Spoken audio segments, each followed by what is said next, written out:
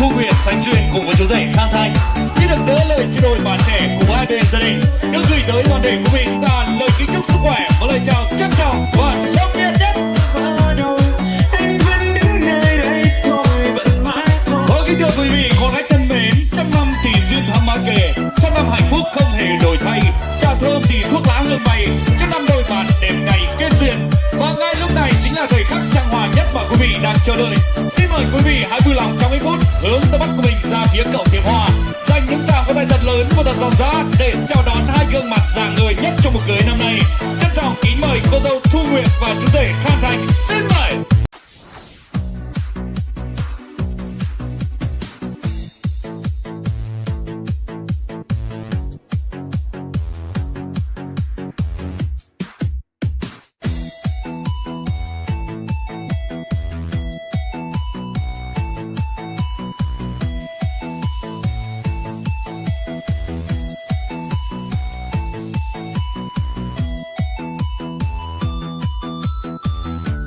Vâng, kính thưa quý vị, con gái thân mến, đã hiện diện trên lễ đài hạnh phúc đó chính là hai gương mặt rạng ngời nhất, cô dâu Thu Nguyệt và chú rể Khang Thành. Xin phép được cúi chào và ra mắt với toàn thể quý vị. Vâng, kính thưa quý vị, con gái thân mến, tình yêu và niềm hạnh phúc của đôi bạn trẻ sẽ luôn được trọn vẹn nhờ sự chung tay vun đắp mái ấm gia đình đến từ các thân sinh phụ mẫu của mình. Và nhân ngày vui đại lễ của đôi bạn trẻ thì để diện kiến với toàn thể quý vị quan khách cũng như chung vui với hai con, hai cháu yêu quý của mình, những người làm chương trình xin được trân trọng giới thiệu và kính mời lên sân khấu phía gia đình họ nhà gái. Trân trọng kính mời ông Quảng Văn Ơn và bà Quảng Thị Hùng là thân sinh phụ mẫu của cô dâu. Và xin được trân trọng kính mời hai vị đại diện của gia đình họ nhà trai sẽ cùng trở về lễ đài hạnh phúc. Xin được trân trọng kính mời.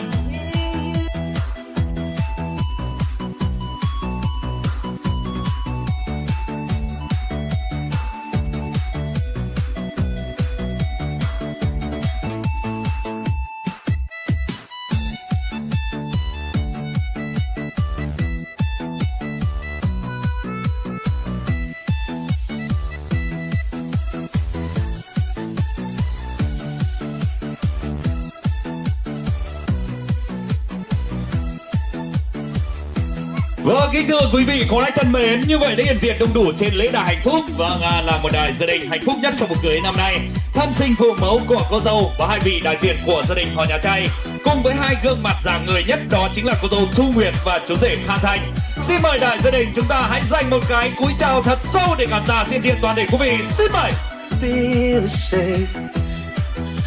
Vâng, kính thưa quý vị, con khách thân mến, yêu và được yêu là một niềm hạnh phúc lớn lao nhất trong mỗi cuộc đời của con người chúng ta, đúng không ạ? Và đó chính là món quà quý giá mà tạo hóa đã ban tặng cho chúng ta. Đôi bạn trẻ chúng ta trải qua những năm tháng hẹn hò và quen biết lẫn nhau, và rồi hai bạn đã nắm chặt tay nhau và rồi đã nhận ra một điều rằng ngay từ lúc sinh ra là chúng ta để dành cho nhau. Và rồi hai bạn đã quyết định đến với hôn nhân và hạnh phúc gia đình. Bởi lẽ hoa đến mùa thì hoa phải nở, đò chặt người đò phải sang sông, đến duyên thì em phải lấy chồng. Bởi ông Tơ bà Nguyệt đã xây dây, đôi bạn trẻ được kết duyên tơ hồng, lễ cưới nên vợ thành chồng nay đã thành hiện thực. Và để rồi niềm vui, niềm hạnh phúc đã đến với đôi bạn trẻ đúng vào ngày mùng 9 tháng 1 năm 2025, tức ngày mùng 10 tháng 12 năm Giáp Thìn, tại gia đình họ nhà gái bản Vuông Mè, xã Triềng Về. Chúng tôi đang long trọng tổ chức chương trình đại lễ vu quỳ cho đôi bạn trẻ cùng với sự hiện diện đông đủ của toàn thể quý vị.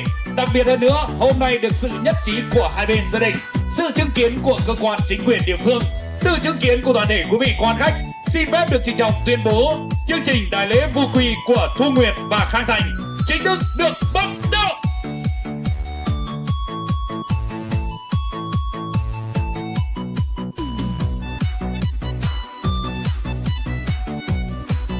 Vâng, kính thưa quý vị, con anh thân mến, như vậy chính thức từ giây phút này đây, đôi bạn trẻ chúng ta đã nên duyên vợ chồng. Xin cầu chúc cho hai bạn trăm năm hạnh phúc và mãi mãi bên nhau. Xin cầu chúc cho hai bên gia đình từ nay đã có được sâu hiền dễ thảo.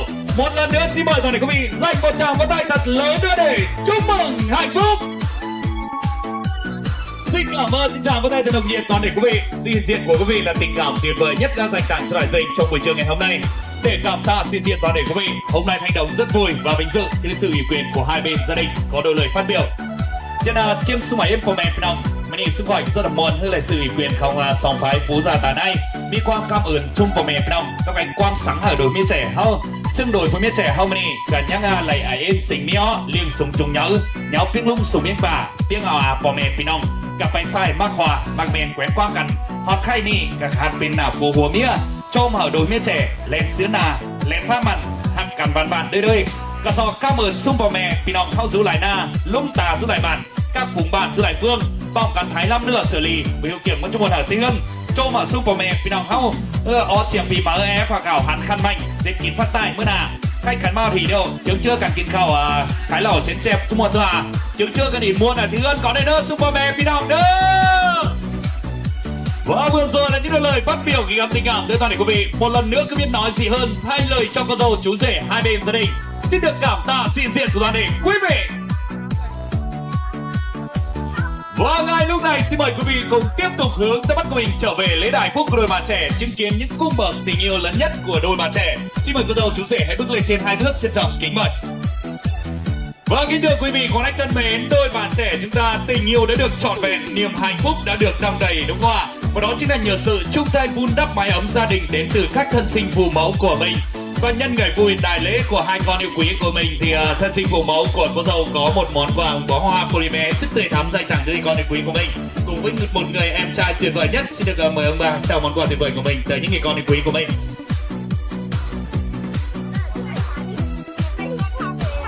Và niềm vui, niềm hạnh phúc sẽ luôn được trọn vẹn và đong đầy thêm những tình cảm tuyệt vời của những người cha, người mẹ, của đại gia đình dành tặng cho người con yêu quý của mình. Và sẽ luôn được trọn vẹn hơn nữa, đó chính là nhờ sự chung tay vun đắp mái ấm gia đình đến từ thân sinh phụ mẫu của hai bên. Và nhân ngày vui đại lễ hai con yêu quý của mình thì phụ mẫu của chú rể có một món quà tuyệt vời gửi tặng hai con yêu quý của mình. Tuy nhiên không thể hiện diện trên lễ đài ngay lúc này được, đã ủy quyền cho hai vị đại diện của gia đình và nhà trai trao món quà tuyệt vời của mình. Xin được trân trọng mời ông bà trao món quà tuyệt vời tới những người con, người cháu yêu quý của mình. Trân trọng kính mời.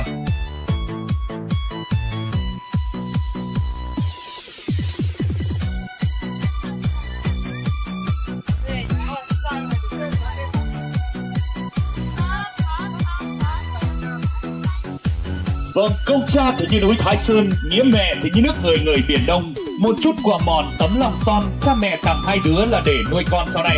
Những món quà tuyệt vời đến từ các thân sinh phụ mẫu của đôi bạn trẻ đã chung tay vun đắp mái ấm gia đình cho những người con, người cháu yêu quý của mình. Cầu chúc cho người con của mình sẽ luôn hạnh phúc mãi mãi bên nhau, nắm chặt bàn tay nhau để cùng nhau chèo lái con thuyền hạnh phúc để được suốt đời thủy chung. Vâng, xin được trân trọng cảm ơn những món quà tuyệt vời đến từ đại gia đình. Và niềm hạnh phúc nữa sẽ được trọn vẹn thêm, đó chính là những món quà tuyệt vời đến từ đại gia đình dành tặng cho đôi bạn trẻ trong ngày vui ngày hôm nay. Xin được trân trọng giới thiệu và kính mời lên sân khấu gia đình ông Là, gia đình ông Thủy Phòng, gia đình em Lương, gia đình anh Học, gia đình ông Toàn, gia đình ông Hải Như và gia đình ông Nguyên. Và gia đình bà Nga sẽ trở về lễ đài phúc trao món quà tuyệt vời của mình tới những người con, người cháu, người anh chị yêu quý của mình. Xin trân trọng kính mời.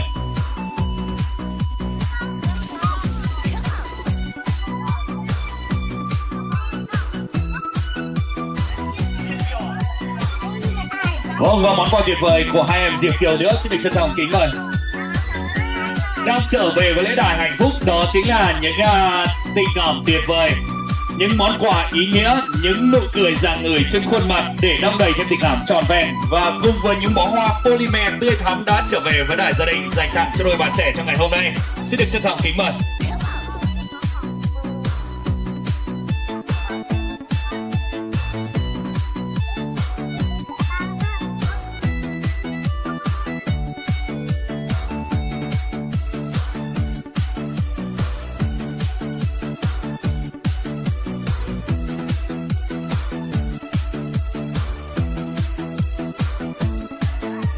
Những tình cảm thật đầm ấm và ngọt ngào, và hạnh phúc biết bao khi được đón nhận những tình cảm đến từ đại gia đình, và cầu chúc cho đôi bạn trẻ chúng ta sẽ hạnh phúc mãi mãi bên nhau để được suốt đời thủy chung.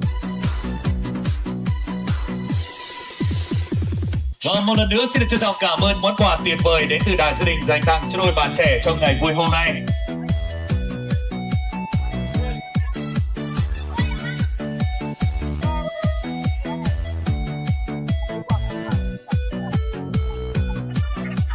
Vâng, một lần nữa xin trân trọng cảm ơn những món quà tuyệt vời đến từ đại gia đình và cầu chúc cho hai bạn sẽ mãi mãi hạnh phúc bên nhau. Kính thưa quý vị, quan khách thân mến, tình yêu niềm hạnh phúc đã luôn được trọn vẹn và đong đầy thêm những tình cảm của đại gia đình dành tặng cho đôi bạn trẻ rồi.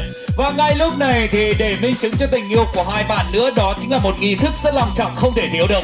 Xin mời toàn thể quý vị sẽ cùng chứng kiến câu chuyện tình của đôi bạn trẻ. Xin mời cô dâu chú rể tay trong tay bước đến bên tầng tháp ly để cùng nhau rót ra đầy những ly rượu hạnh phúc nhất trong cuộc đời của mình. Xin mời hai bạn.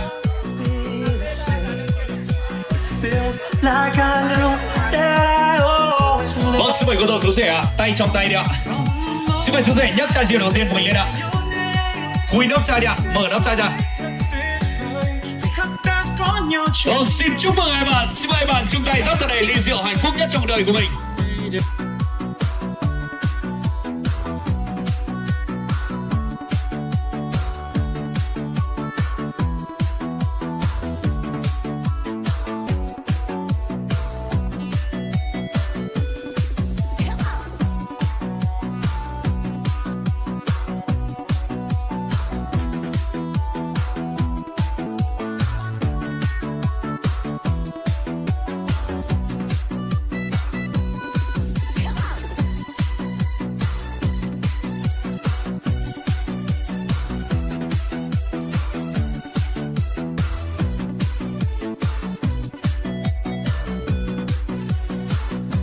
Xin mời bạn tiếp tục rót chai rượu thứ hai của mình để cảm ơn công sinh thành dưỡng dục những người làm cha làm mẹ, cũng như cảm tạ xin diện toàn thể quý vị trở về với đại gia đình để chúc vui và chúc phúc cho hai bạn. Xin mời toàn thể quý vị cùng rót tràn đầy những ly rượu hồng của mình ạ, để cùng chuẩn bị nâng ly mừng hạnh phúc cho đại gia đình trong buổi trưa ngày hôm nay. Xin mời toàn thể quý vị rót ly rượu của mình ạ quý vị ơi, để cùng chuẩn bị nâng ly mừng hạnh phúc với đôi bạn trẻ cùng với đại gia đình trong buổi trưa ngày hôm nay. Vâng, xin mời hai bạn hãy rót xuống những ly rượu dưới đây ạ. Kính thưa cô dâu chú rể thân mến, tình yêu niềm hạnh phúc sẽ luôn được trọn vẹn rồi, và cảm ơn không sinh thành dưỡng dục những người làm cha làm mẹ. Xin mời hai bạn hãy dâng lên cha mẹ mình những chén rượu hiếu, rượu tình, rượu nghĩa, rượu chung. Chú rể sẽ dâng lên phía bố mẹ vợ của mình, cô dâu sẽ dâng lên phía hai vị đại diện của gia đình họ nhà trai. Xin mời các ông bà đón nhận những ly rượu thật nồng ấm từ những con yêu quý của mình. Công đức sinh thành, người ơi đừng quên, công cha như núi Thái Sơn, nghĩa mẹ như nước trong nguồn chảy. Xin mời cô dâu chú rể cũng dâng ly rượu của mình lên ạ, trở về vị trí của mình ngay bên cạnh cha mẹ yêu quý của mình ạ. Kính thưa quý vị, con gái thân mến, đôi bạn trẻ chúng ta sẽ cùng nắm chặt bàn tay nhau để cùng nhau chèo lái con thuyền hạnh phúc để được suốt đời thủy chung với nhau.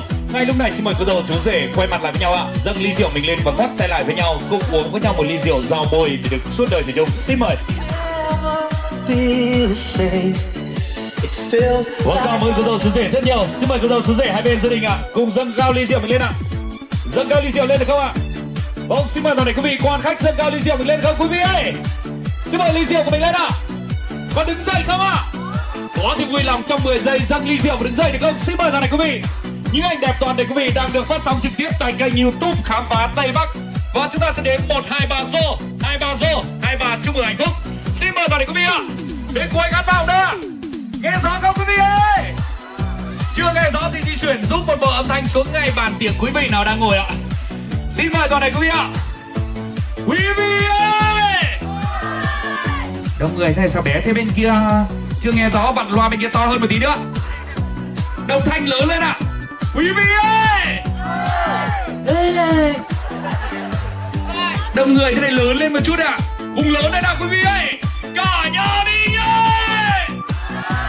1, 2, 3. 2, 3. 2, 3. Chúc mừng hạnh phúc.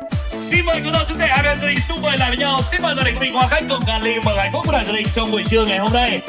Xin cầu chúc hai bên gia đình sẽ ngày càng keo sơn gắn bó và thắt chặt hơn để cùng nhau chung tay vun đắp mái ấm gia đình cho những người con người cháu yêu quý của mình. Cảm ơn cô dâu chú rể hai bên gia đình rất nhiều, cùng trở về lấy đà hạnh phúc diện kiến toàn thể quý vị. Xin mời đại gia đình chúng ta trở về từ bàn tiệc gồm ly với quý vị và đón nhận những lời chúc tốt đẹp nhất. Trân trọng kính mời.